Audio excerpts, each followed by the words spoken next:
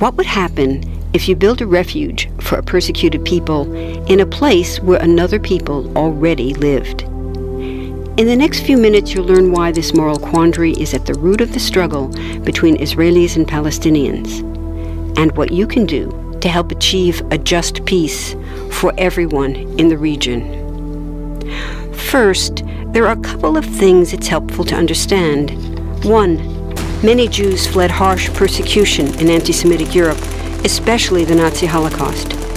Zionists encouraged massive immigration to historic Palestine, at that time a British colony, where Jews had an age-old connection and where small Jewish communities had long existed among larger groups of indigenous peoples. But when the UN offered the Jewish immigrants the majority of the land for a new state called Israel, for the indigenous Palestinians who lived there, it was a massive destruction of life. They rejected the UN's partition plan, and several Arab states invaded the new state of Israel.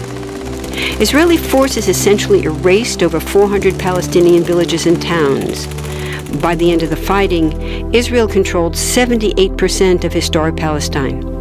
And when 750,000 Palestinians who fled or were expelled during fighting tried to return to their homes where the new state now stood, they were permanently barred by the Israeli government. While over 100,000 of their relatives and neighbors who hadn't left became second-class citizens of the new state, along with the new Jewish majority. Today, Palestinian refugees and their descendants number in the millions. Most are in the Gaza Strip, the West Bank, and Jordan. Many are spread throughout the world, with millions still living in refugee camps, seeking to return to their homeland. To sum up, one group of refugees found a much-needed home, but in the process, a new group of refugees was created.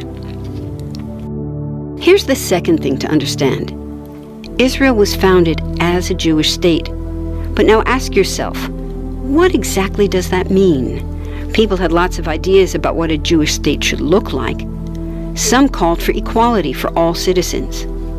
But what was created, in practice, was institutional discrimination against non-Jews.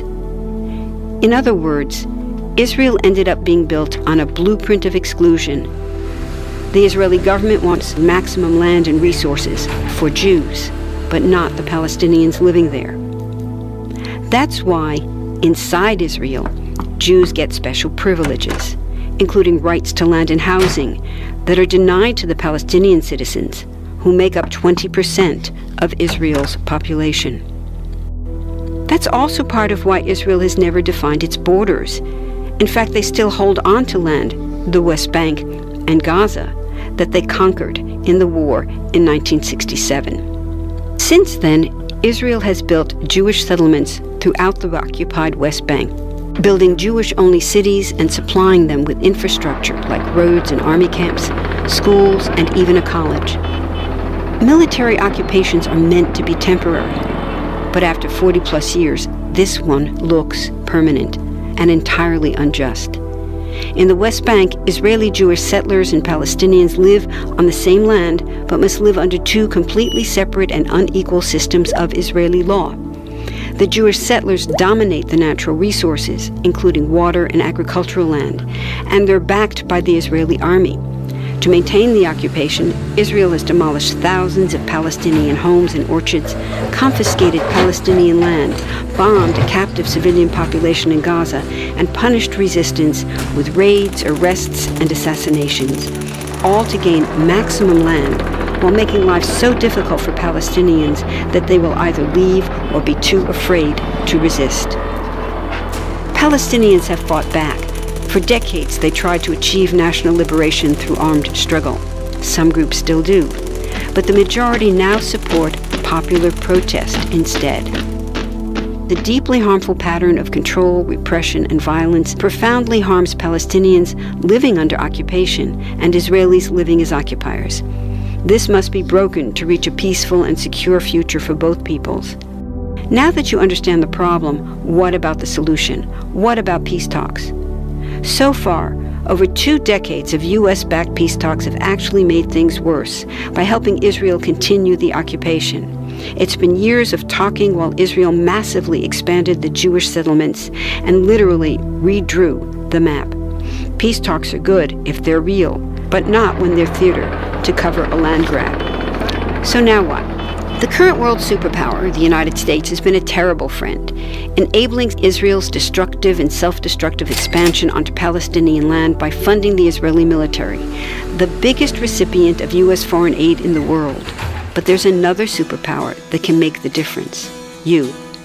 There's a movement with hundreds of thousands of people just like you across the world, including Palestinians and Israelis, protesting, educating, divesting, and boycotting, all to bring nonviolent international pressure on Israel to stop violating human rights of Palestinians.